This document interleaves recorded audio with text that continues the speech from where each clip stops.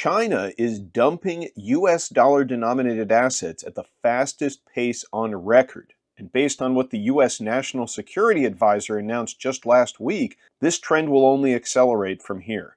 The global trend of de-dollarization will have major impacts on the way trade is done around the world, and it's not doing any favors for the purchasing power of the US dollar. And in this case, it's also going to be critical for the price of gold. We'll talk about why in this video, and how this contributes to a perfect storm that is brewing for dollar devaluation.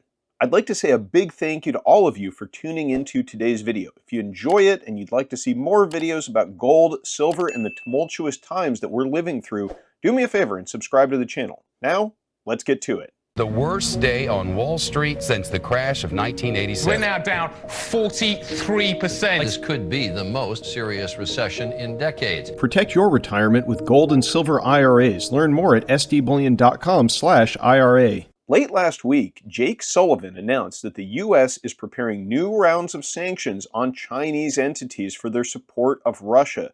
And this time around, the Chinese banks are the target. Speaking at the Aspen Security Forum in Colorado, the U.S. National Security Advisor said, "We think China should stop because we think it is profoundly outside of the bounds of decent conduct by nation states." And then, more ominously, he went on to add, "You can expect to see additional sanctions measures as we watch this picture continue to evolve in the coming weeks." Now, China has already watched as hundreds of billions of dollars worth of Russian assets have been frozen and even potentially seized by Western sanctions. China also happens to be the second largest foreign holder of U.S. bonds. According to the most recent data from the U.S. Treasury, China is sitting on $768 billion worth of U.S. debt. If you add in Hong Kong's holdings, which China also controls, the number is just shy of $1 trillion, and they understand that their significant U.S. Treasury holdings are a major vulnerability when it comes to Western sanctions. And now we've been told that a new package of sanctions is in the works, and China will be getting prepared. How? Well, why don't we ask Janet Yellen? The more we have used sanctions, the more countries look for ways to engage in financial transactions that don't involve the dollar. In Q1 of this year, China dumped $53.3 billion worth of U.S. treasuries. That's a quarterly record. But since that time, the trend has only accelerated.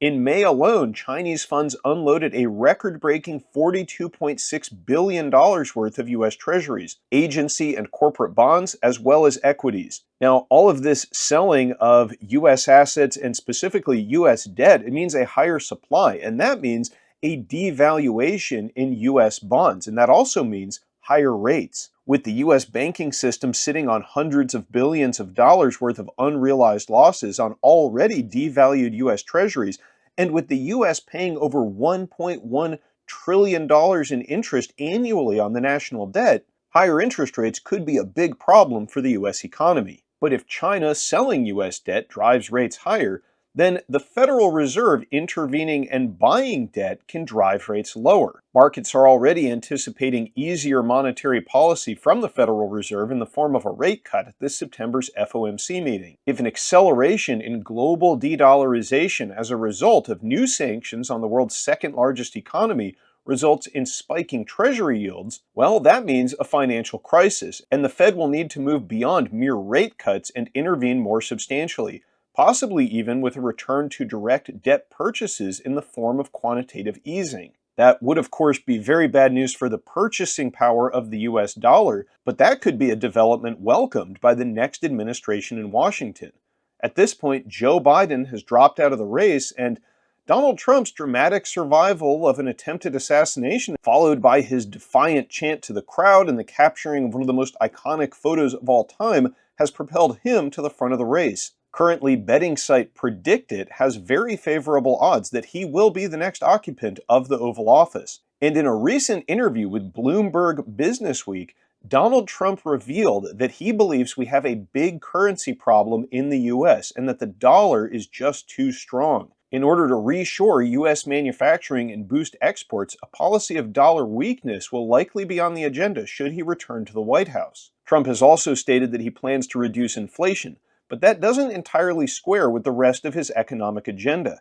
Suffice to say, if increased sanctions on China and China's financial sector result in dollar weakness, that will most likely be viewed as an acceptable outcome. Even Elon Musk seems to be aware of the fact that the destruction of the US dollar's purchasing power is imminent. He recently shared this meme on X, which places our current status just above that of Zimbabwe hyperinflation. It's interesting to note the silver dollar on this meme as well. I wonder if Elon himself is a stacker.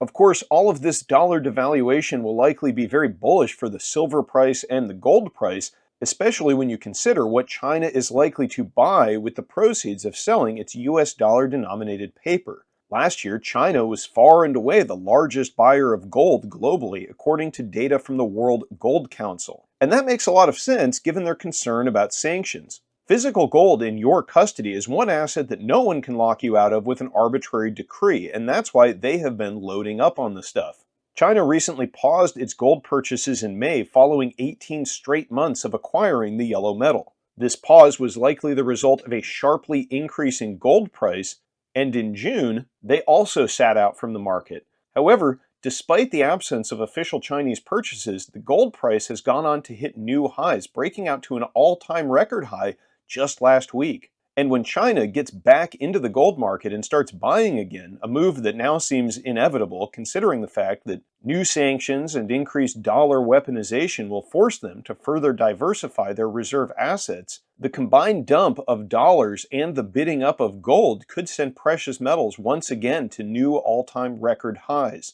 So the combination of new U.S. sanctions on Chinese banks along with China's record asset dump, it creates a perfect storm for US dollar debasement. And with potential domestic policies for a weaker dollar on the horizon and the Fed likely to cut rates, the devaluation of the dollar seems imminent.